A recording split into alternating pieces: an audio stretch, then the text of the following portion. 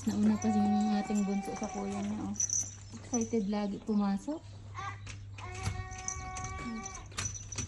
Excited lagi ang ating bunso pumasok guys. Ayan. Sasabay na nga kami kay kuya guys. Tara na.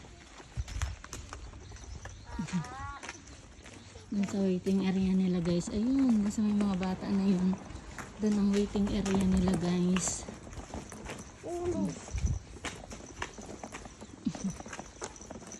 Ayan. Happy Wednesday. Ang bilis ng araw ngayon guys. Lumipas. May Hercules na agad. Yung mga kasabay ni kuya yan guys. Mga bata.